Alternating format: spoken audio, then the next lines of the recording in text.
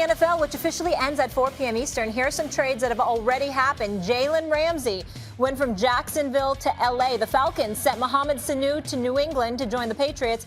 And just yesterday, we saw the Jets trade Leonard Williams to the Giants. We heard on Sunday the Eagles might do something now that they're at 500. On that note, we bring in ESPN insider extraordinaire, our guy, Adam Schefter. Adam, good morning. Thank you for having me, everybody. Appreciate it. Of course. Great to have you with us. Adam, what's the biggest move out there that could potentially happen today?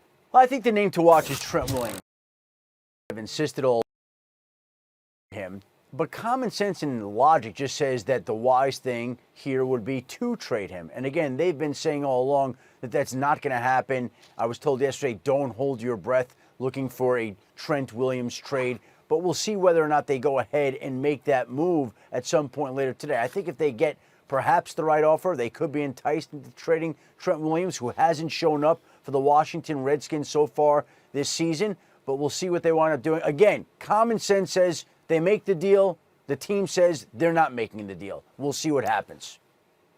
Adam Schefter, I am a fan of the one and only Mr. A.J. Green. I am hoping that he will be removed from the purgatory that is the Cincinnati Bengals, the perpetual purgatory that it is. Is there a team out there that could possibly entice the Cincinnati Bengals to to let this man go and to free him finally? Stephen A., it would be great to see. Again, the Bengals' history is that they don't trade players. It is not what they've done, and they have been on the record as saying that they will not trade A.J. Green in this particular case. But what you're saying makes absolute perfect sense. We've got a wide receiver who's a veteran on a winless team, who's in the last year of his contract, who they're probably not going to franchise because of the cost of franchising a wide receiver, who would just wind up leaving after the season anyway. So if that's the case, and you're going to recoup a third-round compensatory draft pick in 2021, why would you not go ahead and trade him today and see if you could get back maybe a first-round draft pick, a second-round draft pick, something more than the third in 2021? Again, I think if you're looking at it with common sense and logic, you go make that trade, and you go get A.J. Green on a contender. And you know what? How about this? You give him a chance to finish out his career on a winning team with a chance to win games. This is a Bengals team that's winless. And if you're A.J. Green right now and you're sitting there with that foot injury that's been a factor all year long, and your contract's up after the year when Julio Jones is making $23 million a year and Michael Thomas is making $20 million a year, why are you coming back to play for a winless team? You're not going to do that. So let's operate in the assumption that maybe you don't have A.J. Green this year. Why not go get what you can for him today? Meantime, a team that's had a lot of success in recent years, the Philadelphia Eagles, are not shy about making deadline deals the last couple of years. And it looks like they could use some team speed, although the secondary's finally healthy and playing better. And they're expecting Deshaun Jackson, I suppose, back, to his normal self on the field soon enough. What does it look like for them at the deadline? Well, Max, you referred to those deals that the Eagles have made. Yes, on the deadline day 2 years ago, they traded a fourth-round pick, I believe it was, for Jay Ajayi. Last year, on deadline day, they traded a third-round pick to Detroit for wide receiver Golden Tate. And yesterday, the Eagles traded a fourth-round pick in 2021 to the Browns for Jannard Avery, the linebacker. Now, that's not the trade that Eagles fans want, right? They want Jalen Ramsey. They want Darius Slay. They want one of these cornerbacks to come into Philadelphia. The one thing we could say is the Eagles have made attempts to go get top-flight cornerbacks. But when they've spoken to the Jaguars about Jalen Ramsey, when they've spoken to the Lions about Darius Slay, when they've spoken to other teams, the price has been what they believe to be too high. And they have not made one of those deals. Now, the Eagles are one of the most aggressive teams in the league. So you just sit back and you wait to see what they're going to do today, if they're going to be able to pull off anything at all. It will not be for a lack of effort. That I can tell you. I don't know whether they'll get anything done. They already made one deal yesterday for a fourth-round pick. They'll see if they can make another today. Again, they're making calls. They've been trying.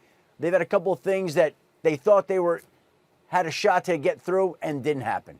Adam, how about the Chiefs? Oh, go ahead, Stephen A.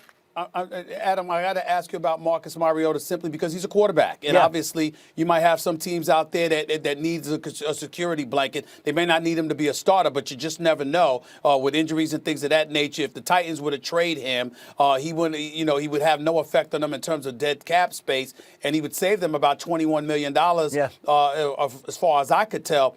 Talk to me about what their interest is in moving him and who potentially would be interested in acquiring him. Well, listen, it's great to come up with names and ideas here, and I love this because it's like fantasy football, and fans love trades, and I love trades.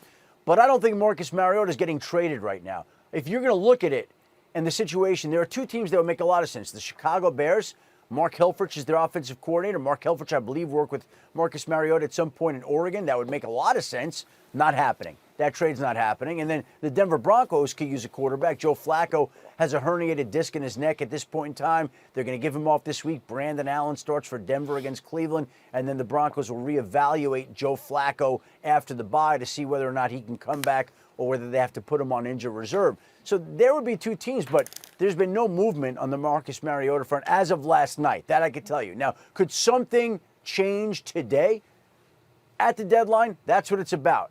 The last moment, the 11th hour, teams sometimes put their best foot forward and make their biggest offers and make things happen that you wouldn't see. That's when we will see maybe a team step out there for Trent Williams. That's when we'll see maybe a team make a last-minute push for an A.J. Green to see if they can convince Cincinnati to trade him. But in terms of Marcus Mariota, I don't see that happening right now, Stephen A. Adam, on that note, we know how prolific that Chiefs offense is. Clearly, they need some help on defense. They were apparently interested in also acquiring Jalen Ramsey. Do you see them doing anything to bolster that defense today? It's a tough situation for them right now. As you mentioned, Molly, they've been in on some of these players, but their cap situation is such that they have limited flexibility, and we'll see whether they get anything done. It's a tough one. They could use help right now, and the defense the other night struggled to slow down the Packers at the end when they needed to get that stop.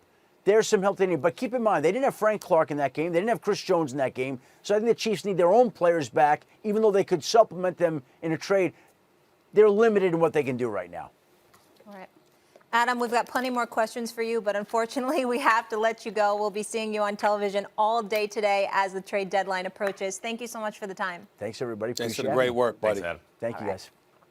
Still to come, it's been a disappointing season for the Browns. So why doesn't that apply to Odell Beckham? We'll debate it. Plus, Russ says he's got no friends on the court. Is that the attitude that's going to put the Rockets over the top this season? We get into it.